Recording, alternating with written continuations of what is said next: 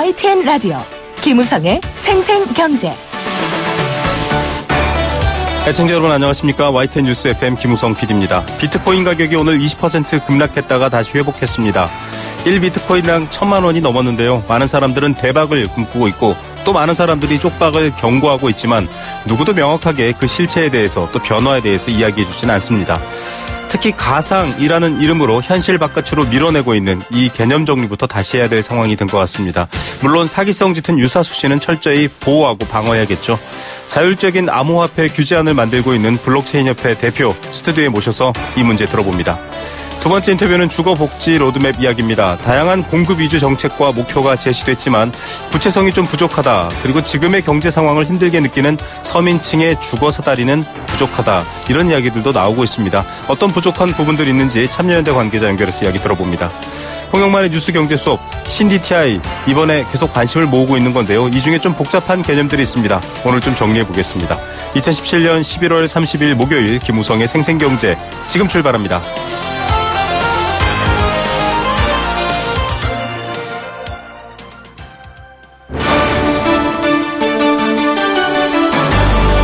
YTN 라디오 김우성의 생생경제.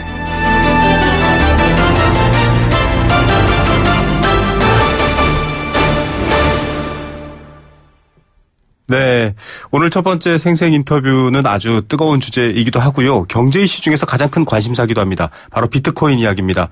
비트코인 얘기할 때마다 두 가지 종류의 질문을 항상 만납니다. 지금 비트코인 살까? 라는 질문이 있고요.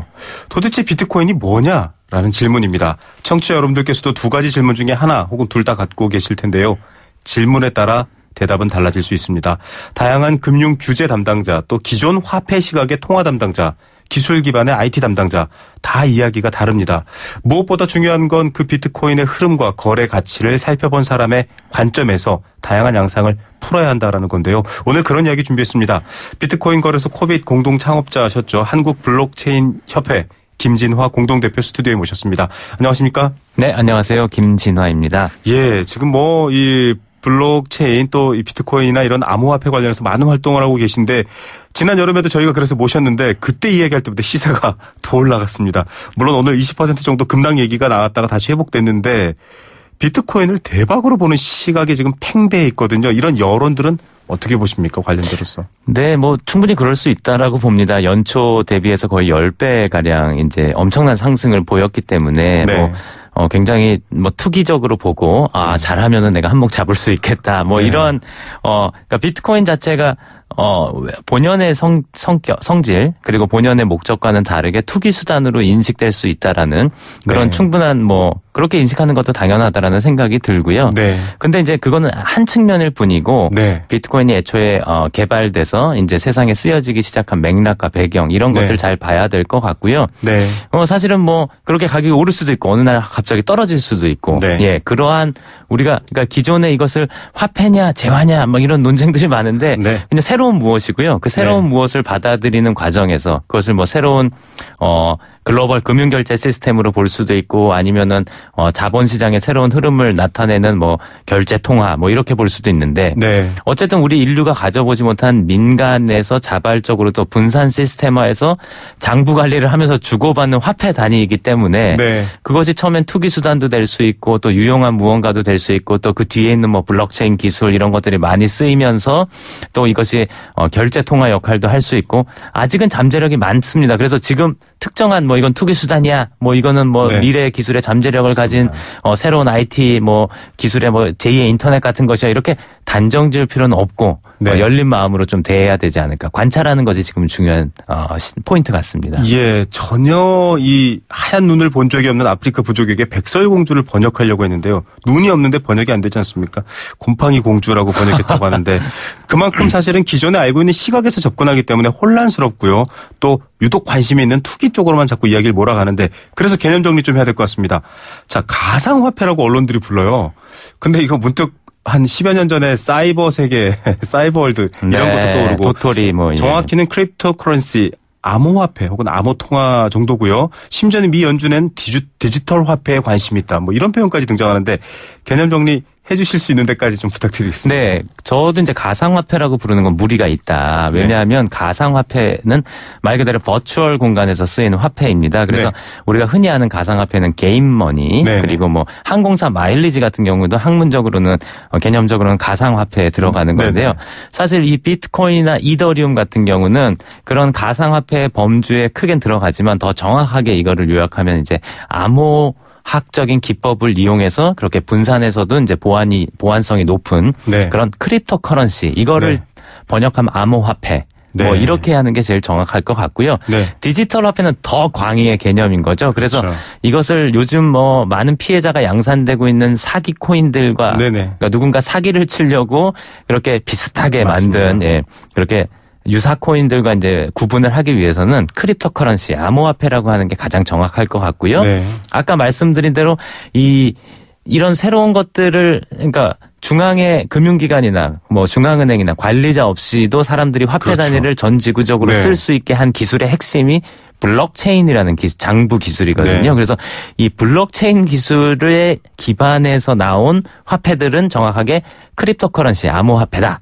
이런 것이 개념적으로 올바른 이해 같습니다. 이 말조차도 사실 어려우실 수가 있습니다. 뭐 요즘 초등학생도 이해하기 쉬운 블록체인 뭐 혹은 비트코인 이야기의 분산 원장 더 어려운 말인데요. 자, 여러 사람들이 공동의 어떤 장부를 갖고 있다 이런 느낌의 똑같은 장부를 다 갖고 있기 때문에 어떤 해커가 한 장부만 고친다고 해서 그 장부의 내용을 바꿀 수가 없는 거죠. 왜냐하면 비트코인의 경우에는 10분이 지나면 더 다수의 사람이 갖고 있는 올바른 내용으로 덮어쓰기가 됩니다. 일종의. 그러니까 해커가 단순화시켜서 얘기하면 해킹에 성공하려면 이 장부를 가진 사람들 중에 절반 이상 즉 51% 정도를 다 해킹을 해야지만 이 장부의 내용을 자기가 원하는 대로 해킹할 수가 있는 겁니다. 그래서 사실은 분산이라는 것이 보안성이 뛰어난 거거든요. 근데 구현이 어려웠는데 이 비트코인을 통해서 블록체인 기술이 이걸 구현을 해낸 겁니다.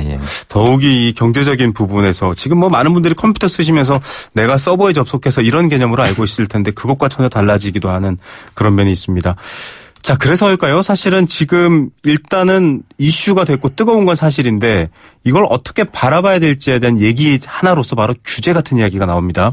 제도권이 이걸 어떻게 받아들여야 하나 혹은 뭐 위험에 대한 요소를 어떻게 해야 되느냐. 지금 금융위원장은 가상통화 거래는 투기. 자, 여기서도 뭐 가상통화라는 표현이 등장하는데 규제 이야기 같은 것들이 나오면서 또 유사수신에 대한 어떤 처벌 이런 얘기도 나오고 있습니다. 어떻게 봐야 될까요?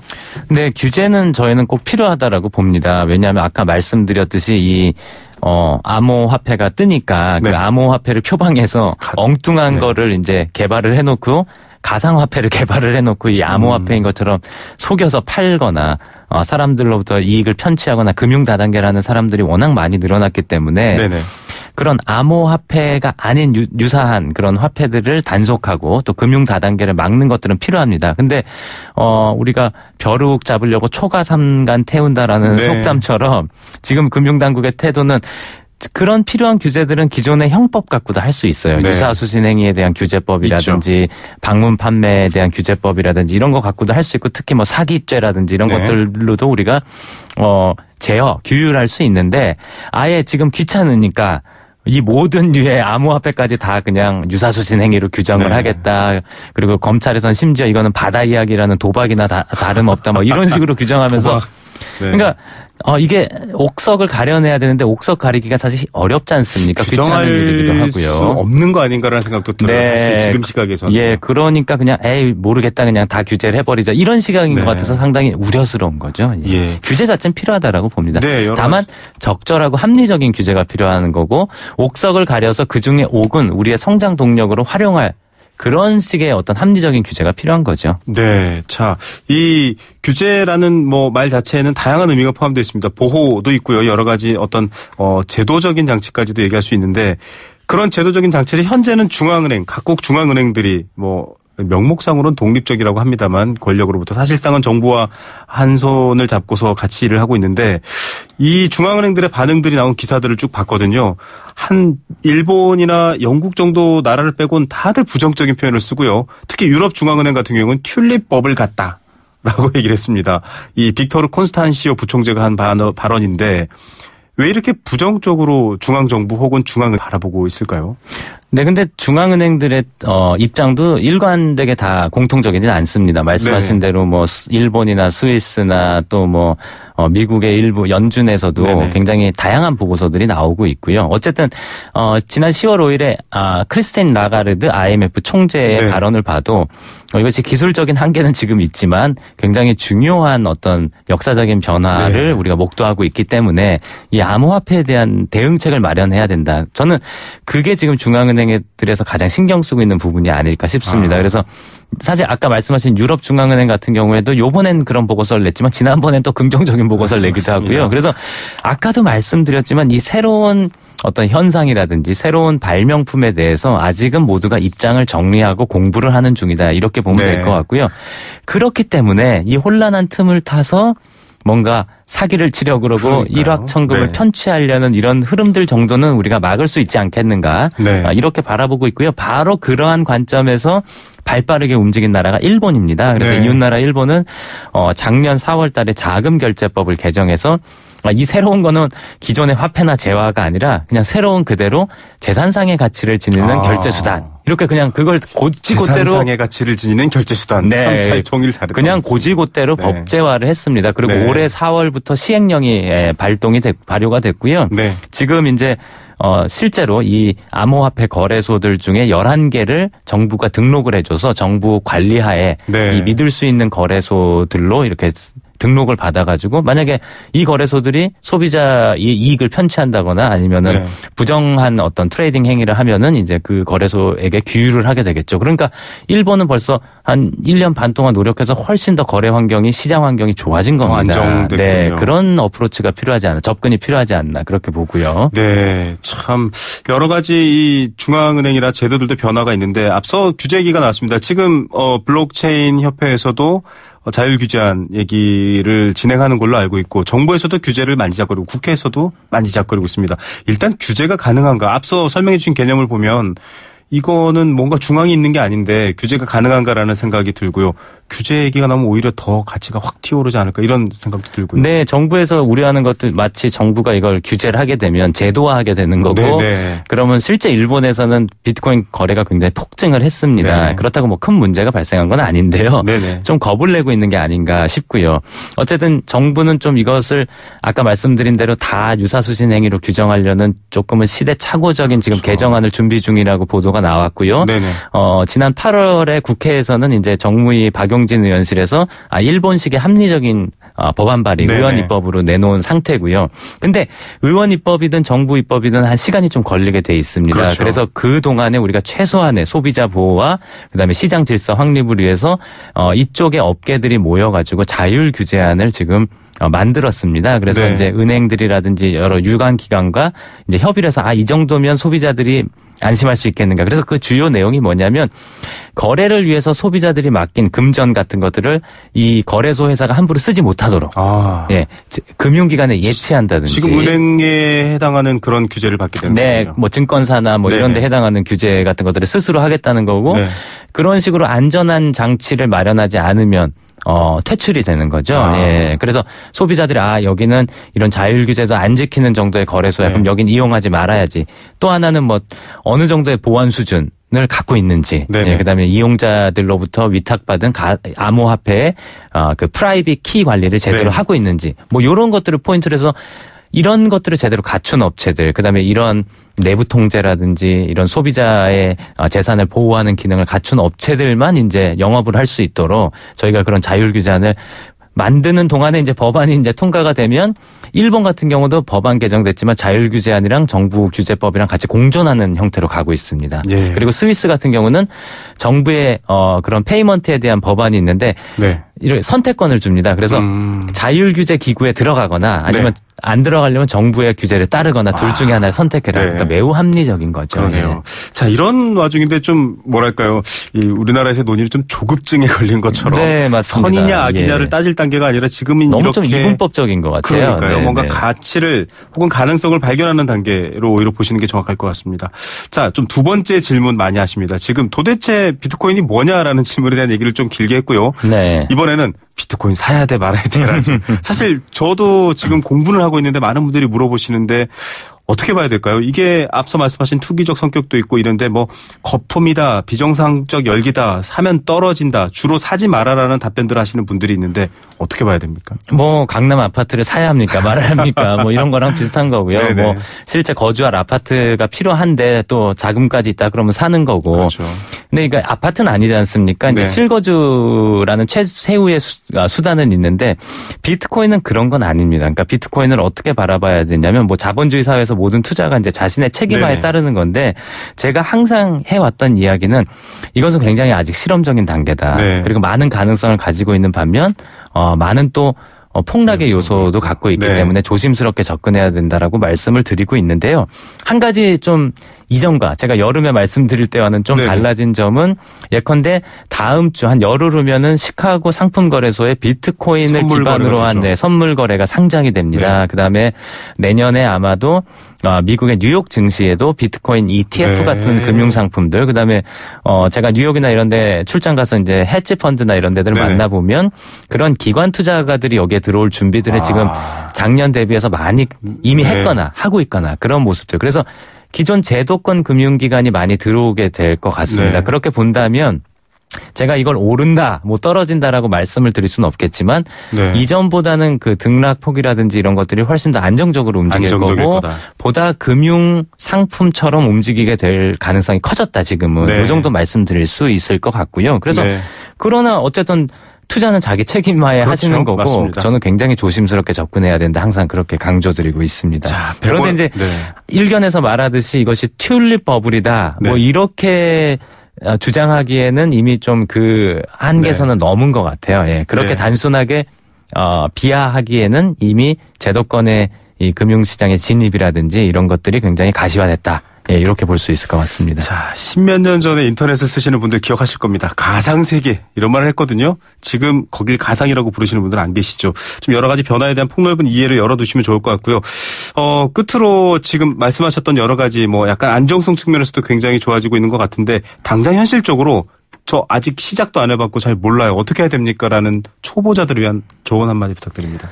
네, 지금 비트코인뿐만이 아니라 이더라는 화폐도 있고요. 굉장히 지금 뭐 전 세계적으로 거래되고 있는 게 뭐 912종에 이르고 있다라고 하고, 이른바 알트코인. 네, 뭐 새로운 코인들. 근데 이것을 투기 수단으로 바라보지 마시고 처음에는 뭘 또 알아야 투기도 할 거 아닙니까? 그렇죠. 그러니까 조금씩 비트코인부터 또 이더 뭐 이렇게 조금씩 사서 한번 사용을 해보시고. 네. 그러니까 우리가 기존에 많은 낙관주의자들이 이야기하는 거는 이거 금처럼 희소한데 금은 뭐 옆 사람한테 100원어치 쪼개주기도 어렵고 미국에 네. 보낼 수도 없고 그렇죠. 그런데 이거는 그럴 수가 있거든요. 네네. 그래서 그런 편리성도 한번 해보시고 또 네.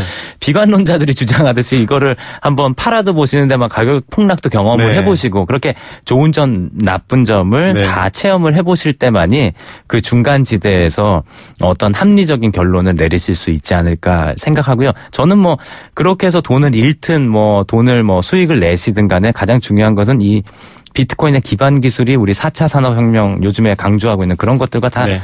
어우러지면서 연결돼 있죠. 네. 많은 변화를 가져올 것이기 때문에 그렇게 한번 미리 경험해 보시는 것 자체가 굉장히 큰 학습 비용이다 이렇게 네. 생각을 합니다. 예. 선인지 악인지 이 앉아서 가상세계로 가정하고 판단하지 마시고요. 들어오십시오. 그 세계에 들어와서 경험하셔야 될 것 같다라는 얘기가 중요한 것 같습니다. 오늘 말씀 감사드립니다. 네, 감사합니다. 네, 한국블록체인협회 김진화 공동대표였습니다. YTN 라디오 김우성의 생생경제. 네, 생생경제 공감사전 애청자 여러분들의 의견, 생각 함께 나누는 시간입니다. 단문 50원, 장문 100원 정보 이용료 부과됩니다. 샵 0945번 문자로 의견 보내주시면 제가 읽고 소개해드리겠습니다. 또 추첨을 통해서 도심 속 꿈의 놀이터 일산 원마운트에서 워터파크 스노우파크 이용권 선물로 보내드립니다. 오늘 공감사전은 앞서 인터뷰한 블록체인 얘기해보려고 합니다. 지금 당장 좋으냐 나쁘냐 따지기보다는 좀 제대로 객관적으로 그 상황 혹은 새로운 기술, 변화 이런 것들을 좀 알아야겠다라고 말씀드렸는데요. 이 블록체인의 핵심입니다. 공공거래장부라고도 불립니다. 뭐 분산 원장 이런 표현까지 쓰는데요. 여러 곳에 똑같은 장부를 모두가 갖고 있다 이런 개념으로 이해하시면 좋을 것 같습니다. 중앙 서버, 중앙 집중이 없기 때문에 오히려 공격을 하거나 혹은 복제를 하거나 이런 경우도 좀 드물다라고 얘기하는데요. 물론 블록체인도 완벽하진 않지만 새로운 기술과 새로운 소통 수단으로서 관심을 많이 받고 있는 상황입니다. 자, 여러분들께서는 혹시 이런 흐름, 관심 속에서 비트코인 혹은 블록체인 블록체인을 기반으로 한 다양한 새로운 가상, 자산들 어떤 생각 갖고 계십니까? 여러분들의 의견도 기다립니다.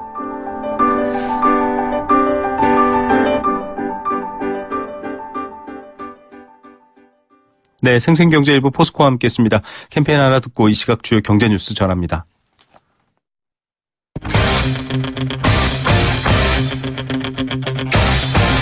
지금 가장 뜨거운 경제 소식. 경제 톱 뉴스. 네, 현재 시각 오후 3시 31분 15초 지났습니다. 이 시각 주요 경제 뉴스입니다.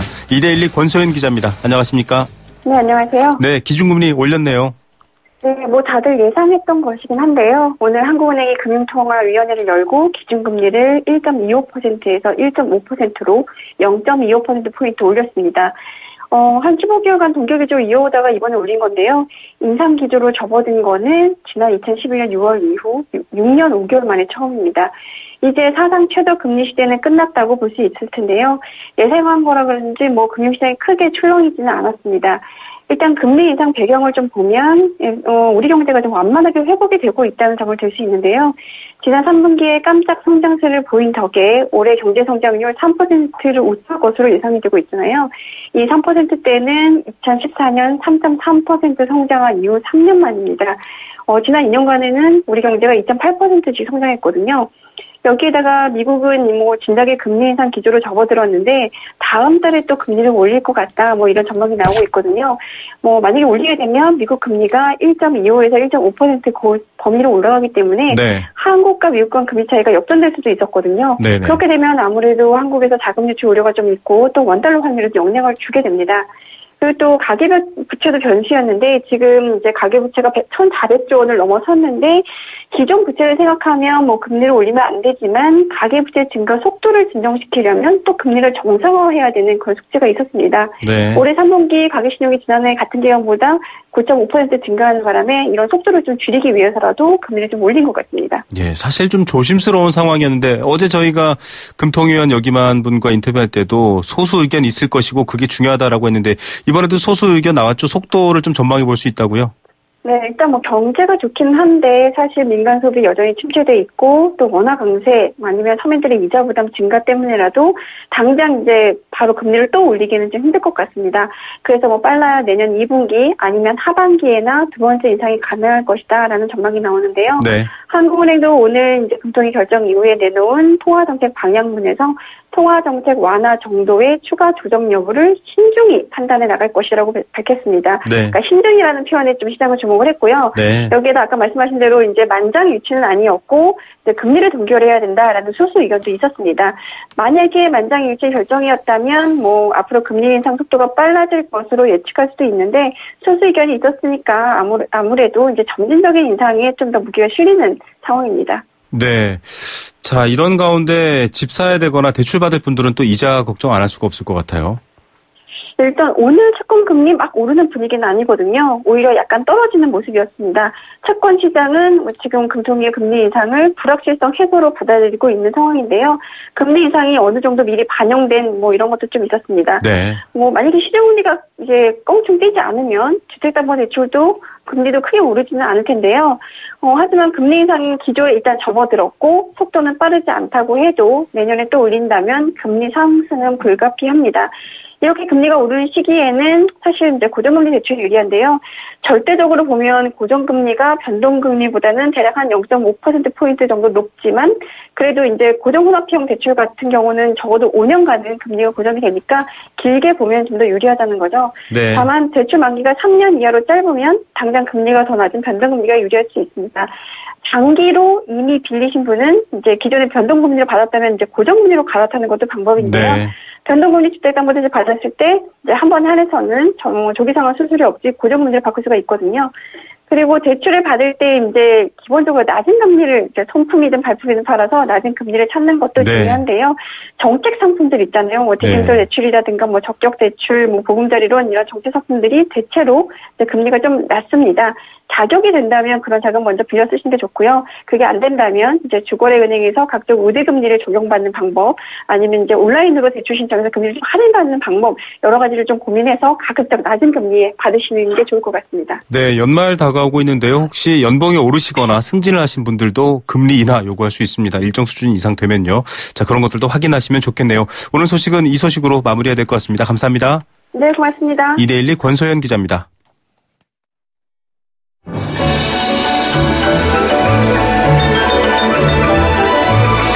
오늘의 경제를 들여다보는 시원한 창. YTN 라디오 김우성의 생생경제 생생 인터뷰.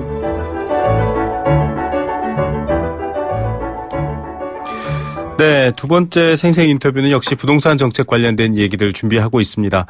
정부가 무주택 서민과 실수요자를 위해서 주거복지 로드맵 발표하겠다. 사실 예고는 굉장히 오래전부터 나왔는데요.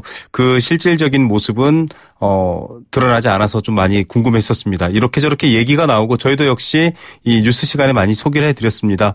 내년부터 5년간 수도권과 주요 도시를 중심으로 공공주택 100만 호가 공급됩니다. 이 공급량이라든지 또 취약계층에 대한 지원 내용만 보면 정말 서민들에게 다행이다라는 생각도 있겠지만 실질적으로 들여다봤을 때 좀 구체적인 안이라든지 세부적인 실행 목표, 단계 이런 것들은 좀 부족할 수도 있다 이런 지적도 나오고 있는 상황이죠. 정부가 주거복지 로드맵 발표한 것 중에 청년, 신혼부부, 고령, 또 저소득 취약계층을 위한 주거 지원 대폭 확대 이런 것들이 나왔습니다. 가장 관심을 끌어온 부분 역시 임대업 등록 유도 방안입니다. 좀 서민이나 세입자들을 돕겠다라는 이야기인데요.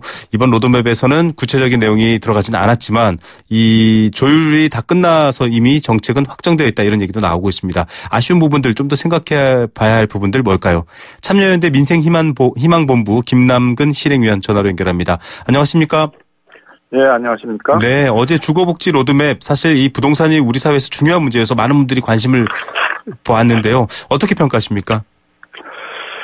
얘는 지난 정부보다 정부가 책임지는 공공임대주택의 비율들을 늘리고, 네. 특히 공공임대주택의 적용 대상에서는 좀 제외돼 있던 청년하고 신혼부부 부분들을 좀 더 강화하겠다 하는 그런 내용들도 있어서요. 네네. 전체적으로는 긍정적으로 이제 평가할 수 있겠는데, 네. 문제는 이제 그걸 어떻게 실행할 수 있느냐의 문제에 있어서, 네. 지난 박근혜 정부나 이명박 정부도 그 사업계획 승인받은 거에 한 30% 정도밖에 작동을 못했거든요. 네네. 그래서 목표를 많이 세워놔도 실제로는 그 업무를 수행하는 LH공사가 공공임대주택 공급에 집중을 하지 못하다 보니까 네. 실행이 잘 안 되고 있는데 이제 그런 LH가 어떻게 이런 공공임대주택 사업에 집중할 수 있을 것인가. 그런 부분들의 내용이 좀 구체성이 없어서 또 목표는 많이 세워놨는데 실행이 잘 안 되지 않을까라는 그런 우려도 좀 있습니다. 이제 목표와 지금 현실의 차이 이런 부분들에도 사실은 LH공사가 매입해야 될 토지라든지 기존 주택이라든지 여러 이야기들이 나오고 있는 상황인데요. 일단 좀 주의해봐야 될 게 여러 가지 공급 확대에 대해서는 반기고 있지만 한계가 있다라는 부분 중에서 무주택 서민들에게 좀 주거 사다리 역할을 할 수 있는 부분이 약하다 이런 지적이 나왔거든요. 이 부분은 어떻게 봐야 될까요? 집값이 굉장히 많이 오른 상태여가지고 맞습니다. 청년층들이라든가 신혼부부들이 내 집 마련하는 형태로 주거 문제를 해결하는 건 상당한 한계가 있다라고 생각이 듭니다. 네네. 따라서 공공임대주택이라는 방식으로 그 주거의 안정성들을 이제 공급하는 방식이 주요해야 된다고 생각이 드는데요. 네. 그런 점에서 신혼부부와 청년들에게도 공공임대주택을 늘리겠다라는 것들은 이제 올바른 방식이라고 좀 생각이 들고요. 신혼부부들에게 그 희망을 주기 위해서 신혼부부 희망타운을 만들고 공공분양주택 같은 것 늘리겠다라는 이제 내용도 포함되어 있습니다만은. 네. 현실적으로 이제 그런 부분들을 지원할 수 있는 신혼부부 중산층들이 많지는 않아서. 네. 좀 더 공공임대 부분에 더 초점을 맞춰야 되지 않을까 생각이 듭니다. 네. 자, 여러 가지 상황이 좀 다른데 구체적인 내용 중에 몇 가지 좀 지적해보고 있는 중입니다. 무주택 실수요자를 위한 주택 100만 가구 공급 내용 뼈대로 앞서 말씀드린 내용이 나오는데요. 39세까지 또 여러 가지 혜택, 또 결혼에 7년 이내 이런 것들 기준들이 나왔는데 굉장히 많은 목소리들이 지금 기사 댓글이나 혹은 이제 이 여론란에 올라오고 있거든요. 형평성 부분에 대해서 좀 부족하지 않나 이런 지적도 있는데 이건 어떻게 봐야 될까요? 주거복지 부분에 있어서 최우선적인 대상은 아무래도 이제 그 가정을 꾸리고 있고 자녀를 가지고 있는 저소득층이어야 되거든요. 아, 네. 네, 서울시만 하더라도 이제 공공임대주택에 들어가겠다고 그러는데 아직 못 들어가고 있는 저소득층 10만 가구가 넘고 있어서 우선적으로 저소득층에 있어서의 취약계층에 있어서의 주거 문제를 우선적으로 해결해야 되는데 물론 이제 보편적 복지라는 점 때문에 뭐 청년 측이나 이제 신혼부부에서도 자기 소득으로 주거 문제를 해결하기 위하니까 여러 지원들이 필요하긴 하겠습니다만은. 그래도 최우선적인 부분들은 좀 저소득층 부분에 집중이 되어야 되는데, 네네. 뭐 그런 부분에 있어서는 이렇게 획기적으로 큰 그 공급이나 혜택을 늘리는 부분들이 이렇게 많지는 않다고 보여집니다. 예. 우리 정부의 정책은 사실 성공한 해외 사례들도 많이 연구가 되고 있고 실제로 뭐 관련 공무원 시민단체 많이 같이 공부하고 있는 상황인데 이런 부분들에 대해서는 왜 답이 안 나오나 좀 답답한 마음도 들고요. 임대차 시장 투명성, 안정성 중요합니다. 말씀하셨던 것처럼 지금 이 정부가 공급하고 있는 주택에 들어오지 못한 분들도 많기 때문에 이런 부분들도 좀 바뀌어야 된다라고 했는데 임대업 등록 유도 방안은 빠졌습니다. 알맹이 빠졌다 이런 비판들도 나오고 있고요. 어떻게 보십니까? 결국 이제 정부가 공급하는 공공임대주택만으로는 그 임대차 시장을 안정화시키는 한계가 있기 때문에요. 네네. 임대차 시장을 좀 안정화시키기 위해서는 서구 사회에서 일반적으로 하고 있는 이제 임대차 안정화 정책이라는 것들을 시도해야 된다라고 보여지는데요. 네. 그게 이제 뭐 핵심 내용들이 이제 그 계약을 갱신시켜가지고 임대인과 임차인이 대등하게 임대료 협상을 할 수 있도록 하는 그런 정책이거든요. 네네. 계약갱신 청구권이라고 네. 얘기하는. 이제 그런 걸 전면적으로 도입하기가 어렵다라고 이제 판단을 해서 먼저 임대사업자 등록을 하도록 하고 임대사업자 등록을 하지 않은 이제 다주택자들에 대해서는 임대소득세나 그다음에 보유세 이런 것들을 이제 강하게 부과를 하고 네. 임대사업자 등록을 한 사람들에 대해서는 임대소득세나 보유세들을 감면해주는 이제 그런 정책들을 유도를 해서 네. 등록한 임대사업자로 하여금 뭐 단기적으로는 4년, 장기적으로 한 10년 정도의 이렇게 장기 임대차를 하도록 유도하겠다라는 정책이 임대업체 등록 방침인데요. 문제는 이제 세금들을 많이 내고 있으면은 세금을 감면해 준다 그러면 그 다주택자들이 임대사업자로 등록을 할 텐데 네. 지금 사실은 거의 세금이 안 부과되고 있거든요. 임대소득세나 네. 보유세들이 그 임대소득세도 계속 유예돼 왔었고 네네. 그러다 보니까 정부는 등록하면 세금을 감면해 준다고 하고 있는데 다주택자들은 지금도 세금을 안 내고 있는데 뭘 감면해 주고 있냐. 줄 당근이 없네요. 하다 보니까 네. 그 감면해 주겠다는 것만 갖고는 실효성이 좀 많이 떨어질 것으로 예상이 돼서 네. 결국 일정 정도는 이제 의무적으로 가입하도록 하고 가입하지 네. 않은 경우에 있어서는 이제 세금을 중과하는 것과 같은 이제 여러 방식이 나와야 되는데 그 부분에 대해서는 아직 충분히 그 정부 내에서 합의가 이루어지지 못한 것 같습니다. 예.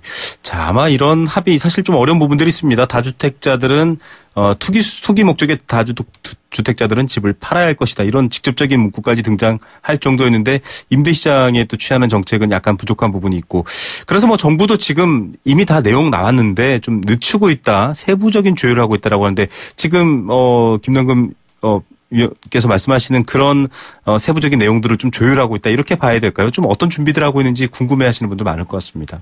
뭐 이제 그 서구사에서 일반적으로 하고 있듯이 그 임대사업자 이제 등록을 하게 되게 되면 보유세, 그다음에 아마 이제 노인분들 같은 경우에는 다 지금 그 건강보험에 있어서 피부양자로 되어 있는데 네. 임대소득이 드러나면 이제 그 매월 한 40만 원 정도의 건강보험료도 내야 되거든요. 그렇죠. 건강보험료의 감면 문제라든가 보유세 감면 문제 이런 것들에 대해서는 아마 어느 정도는 이제 합의가 모아진 것 같은데 네. 아마 말씀드린 것처럼 이미 내고 있는데 감면해 준다 그러면 그게 인센티브가 되는데 네. 안 내고 있는 거를 부과시키면서 감면한다 그러니까 이제 좀 이상하죠. 인센티브만큼은 좀 부족해서 네. 그리고 이걸 의무적으로 어떤 의무를 가하는 네. 그런 내용들을 포함시킬 것인가가 아마 조율의 주된 내용이 아닌가 생각이 듭니다. 예. 전월세 상한제도 뜨거웠었습니다. 뭐 여러 가지 사회적 이슈로도 올라왔었는데 이번에는 사실 논의가 안 됐는데 이게 주거복지와 관련해서는 중요한 문제인데 어떻게 보십니까?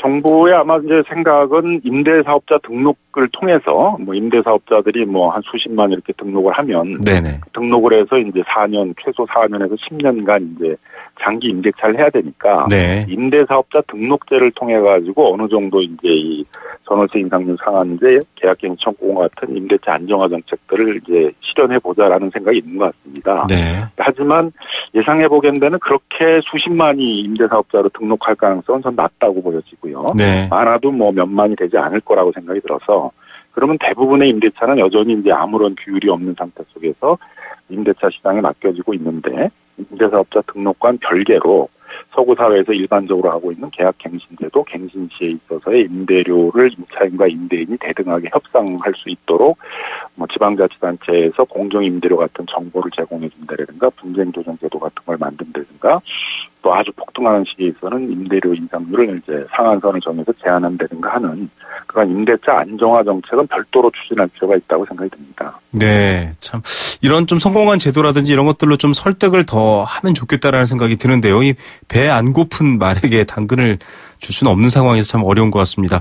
부주확보 같은 얘기도 나오고 있는데 사실 이게 국토부 입장 생각한 주거안정 대책이라는 볼멘 소리 나오는 이유가 지금 뭐 주택 종류, 물량은 쭉 설명을 해 주셨는데 정부에서 몇몇 수서, 위례, 양원, 과천 이런 몇몇 지역을 빼고는 정확히 구체화하지 않아서 사실 좀 뭐랄까요? 좀 아직은 애매한 상황이다. 부지는 어떻게 할 거냐 이런 의문이 나오거든요. 이런 전체적인 틀의 안정성은 어떻게 보십니까?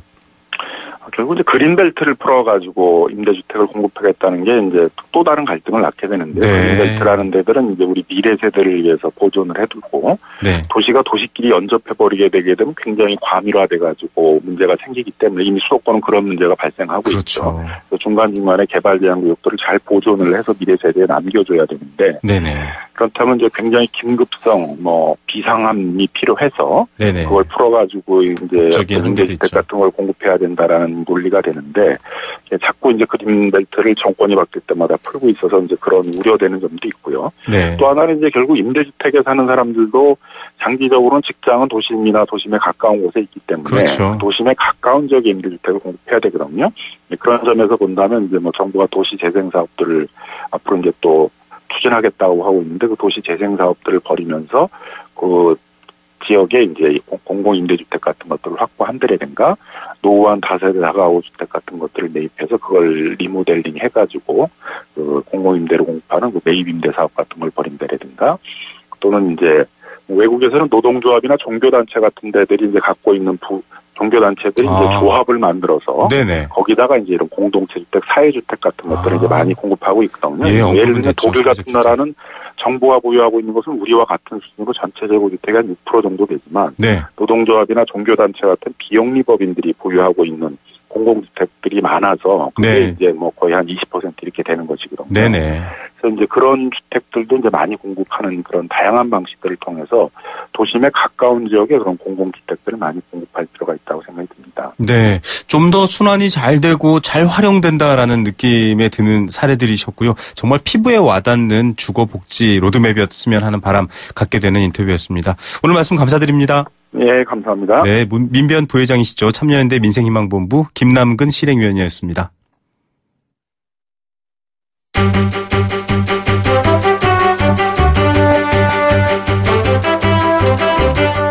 경제를 아는 힘. 홍영만의 뉴스 경제 수업. 사실 저도 주의해야 될 때가 많습니다. 이 경제 관련된 이야기 할 때마다 굉장히 복잡한 용어라던가 혹은 개념 이런 것들이 등장하는데요. 막 얘기하다 보면 이 실질적인 내용은 잘 모른 채 그 개념만 정말 왔다 갔다 쓰는 경우가 있는데요. 그런 것들 좀 챙겨보면서 이슈의 뒷면을 살펴볼 수 있는 시간입니다. 뉴스 경제 수업. 오늘도 서울여대 경제학과 홍영만 교수 연결합니다. 교수님 안녕하십니까? 네, 안녕하세요. 네. 이 경제 쪽은 왜 이렇게 용어가 어려운가 모르겠습니다. 네. 자, 여신심사 선진화 방안. 그냥 이것보다는 네. 많은 국민들이 신DTI 혹은 DSR 이렇게 이해하고 계시는데 핵심 네. 내용 나오셨어요. 전체적으로 어떻게 평가하십니까? 네, 기본적으로는 부동산 담보대출 규제를 더 강화한 거고요. 네. 좀 더 큰 틀에서 보자면 이제 가계부채 대책의 연장이라고 볼 수 있겠죠. 그러니까, 8.2 대책이 나온 이후에도 서울 등 일부 지역에서 부동산 가격이 이제 꺾이지 않으면서 계속해서 네. 이제 가계부채가 늘어나고 있으니까 조금 더 대출을 조여서 부동산 수요를 억제하려고 하는 정부의 의지가 좀 엿보인다고 할 수 있겠습니다. 네, 자, 가계부채 문제는 사실 부동산하고 뗄래야 뗄 수 없기 때문에 연결되는 부분입니다. 물론 대출에 대한, 금융에 대한 규제이긴 합니다만 신DTI 보면 가장 많은 이야기가 나오는 게 이제 대출 금액 반토막 났다, 줄었다 이런 얘기거든요. 어떤 내용입니까? 예. 그러니까 이게 주택담보대출을 이제 2건 이상 받을 경우에 말이죠. 네. 기존에 받은 주택담보대출에 대해서 이제 종전에는 이자만 합산이 됐거든요. 부채 네. 금액에. 네. 그런데 이제는 신DTI 아래서는 원리금까지도 합산이 된 부분이 가장 달라진 겁니다. 네. 그러니까 그렇게 되게 되면 원금 상환분만큼 부채 금액이 늘어나지 않겠습니까? 네, 그렇죠. 그래서 대출 한도가 줄어들게 되는 효과가 있습니다. 그래서 네. 지금 예상컨대는 대출을 받고자 하시는 분 중에 한 4~5% 정도가 영향을 받지 않을까. 그리고 대출 금액, 대출을 받을 수 있는 금액은 한 12% 정도 줄어들지 않을까 이렇게 예상을 하고 있습니다. 예, 자 집을 살 때 가능했던 다양한 대출이 사실 가계부채를 위협한다라는 시각이 있기 때문에 또 부동산 시장을 지나치게 달군다라는 의미가 있기 때문에 이런 얘기가 있다. 제가 좀 정리하면서 얘기해 주겠습니다. 내가 갖고 있는 모든 부채와 빚에 대한 것들이 다 이 대출에 영향을 미친다. 이제 이 정도 설명해 주신 거고요. DSR 얘기도 나왔는데 마이너스 통장까지도 이제 다 잡혀서 정말 대출받기 어려워진다. 이런 얘기 나오던데 구체적으로 어떤 상황입니까? 네, 그러니까 이제 지금은 뭐 DTI든 신DTI든 간에 주택담보대출만 이제 그 규제 대상이었거든요. 네. 그런데 이제는 앞으로는 모든 주택담보대출은 물론이고 거기에다가 이제 신용대출 쓰시는 거 있지 않습니까? 네네. 그런 거 또 마이너스 대출이라고 그래서 마이너스 통장이라고 그래서 이제 이렇게 그 오버드래프트라고 하는 그런 네. 마이너스 통장까지도 다 합해가지고 원리금을 계산하겠다는 겁니다. 네. 그렇게 되면 이제 은행 등 그 금융기관에 내는 이자를 모두 다 계산하게 되니까 아까 말씀드린 대로 그 부채, 총 부채 규모가 커지게 돼서요. 대출을 받을 수 있는 게 그만큼 줄어든다. 그러니까 아까 진행자님께서 말씀하신 것처럼 한 절반 정도로 줄어들 수도 있는 그런 상황이 될 수도 있겠죠. 예, 참 이 신용대출 같은 경우에는 10년 가정의 분할 상환 형식으로 또 계산을 하게 되고 좀 복잡한 면이 있는데 어려운 네. 말들이 많이 등장합니다. RTI 저희가 앞서도 지금 주거복지 네. 로드맵에서 임대업 관련된 얘기를 했는데 RTI라는 네. 말은 잘 알지도 못할 것 같아요. 어떤 말입니까? 네, 이번에 이제 사실 처음으로 도입이 됐는데요. 그러니까 RTI라는 게 부동산 임대업 이자 상환 비율 이렇게 이제 우리가 번역을 할 수 있는데 네. 부동산 임대업자가 받는 임대료가 있지 않습니까? 그렇죠. 그 임대료가 이자의 몇 배가 되는지 네. 그걸 따져서 대출 여부를 정하겠다 이런 얘기입니다. 네네. 그러니까 다시 말씀드리면 대출을 받아서 부동산을 구입한 경우에 그 수익하고 비용 다시 네. 얘기하면 임대료하고 이자를 비교해가지고 네네. 상가는 1.5배, 주택은 1.3배 정도가 돼야만 대출 적격이 된다는 겁니다. 그러니까 네. 무슨 얘기냐면 상가를 가격 상승만을 기대하고 이자도 안 나오는 임대료를 받으면서 건물을 사는 거를 막겠다 네. 이런 의지가 있는 거죠. 무리한 투기를 막겠다 이런 말이군요. 예, 그렇습니다. 네, 참 이런 부분들까지 꼼꼼하게 생각하는 이유가 바로 부채에 대한 위기다 이렇게 배경을 봐야 될까요? 어떻게 보십니까? 네, 그렇습니다. 그러니까 지금 가계부채가 지금 1,500조를 넘어섰다고 그러지 않습니까? 네. 예, 그러고 하니까 어쨌든 그 가계부채 중에서도 부동산과 관련된 대출이 가장 크니까요. 네. 그걸 다양한 방법으로 지금 규제를 하고 있다고 말씀드릴 수 있습니다. 그래서 네. 지금 말씀드린 그 RTI 같은 경우에도 대출을 받고자 하는 분들의 한 4분의 1 정도가 네네. 앞으로는 이 규제의 영향을 받아가지고 대출 금액이 많이 줄어들 걸로 그렇게 예상이 되고 있습니다. 예. 자, 이 정부가 공급은 외면한 채 혹은 기존의 공급 위주의 정책이 문제가 있다라는 시각을 갖고서 부동산 정책을 펼친다라는 비판도 있었는데 이번에 또 공급 정책이 나왔습니다. 다양한 공급 정책을 나오면서 좀 늘리겠다라고 했는데 그럴 경우에는 네. 지금 공급 과잉이 사실 부동산 가격 하락의 어떤 요인으로 많이 거론되지 않습니까? 가격 잡는 데 좀 효과적일까요? 어떻게 보십니까? 네, 저도 이게 부동산 가격을 어느 정도 잡는 데는 효과가 있을 거라고 생각이 됩니다. 그러니까 이제 지금까지는 지금 진행자님께서 말씀하신 것처럼 이게 수요 억제 대책에 치우쳐 왔는데요. 네네. 근데 이제 지금 우리나라 경제를 큰 그림에서 보면 경제가 지금 상승기에 있습니다. 그렇죠. 그러니까 경제가 좋아지고 있고요. 주식시장도 좋고 대체로. 그다음에 외국의 부동산 시장도 지금 따라서 오르고 있거든요. 네. 그래서 이게 단순히 그 수요 중심의 대책으로서만 과연 이게 잡을 수 있는 건가. 그래서 공급 중심의 대책으로 나가는 거는 잘된 일이라고 생각이 되는데 이미 그 언론에서 보도된 대로 땅을 확보하는 문제 또 재원을 네, 마련하는 맞습니다. 문제 이런 것들이 있어서 정부가 계획한 대로 100% 그 공급이 될지 그거는 단정하기 좀 어렵겠죠. 네, 자 수요 억제보다는 또 다양한 대책, 인구 변화 같은 대책도 보완돼야 된다라는 것들도 생각해봐야 될 것 같고요. 저희가 또 다음 시간에 연결해서 다른 얘기 듣겠습니다. 오늘 말씀 감사합니다. 네, 고맙습니다. 네, 서울여대 경제학과 홍영만 교수였습니다. 네, 생생경제 포스코와 함께했습니다. 여러 개념, 복잡한 기술, 또 새로운 이론, 접할 때마다 어려운데요. 자꾸 생각하고 이야기를 나누다 보면 또 더 선명해질 수도 있는 것 같습니다. 6624님 최저생계비, 최저임금 좀 다뤄달라고 얘기하셨는데 저희가 잘 살펴보겠습니다. 8735님 가상화폐 비트코인 이거 처음 만든 창시자가 마구마구 발행해서 부자 되면 어떡하나요? 라고 했는데요. 이 처음 발행한 사토시의 계좌에 돈이 아직도 그대로 있다고 합니다. 돈 목적은 아닌 것 같고요. 새로운 변화에도 관심 가져야 될 것 같고 누군가가 일방적으로 통제하거나 방해할 수 없다는 게 핵심인 것 같은데요. 저희도 계속 공부하고 살펴보면서 또 여러분께 이야기 전하겠습니다. 저는 내일 오후 3시 10분 다시 힘이 되는 경제 이야기로 찾아오겠습니다. 김우성의 생생경제였습니다.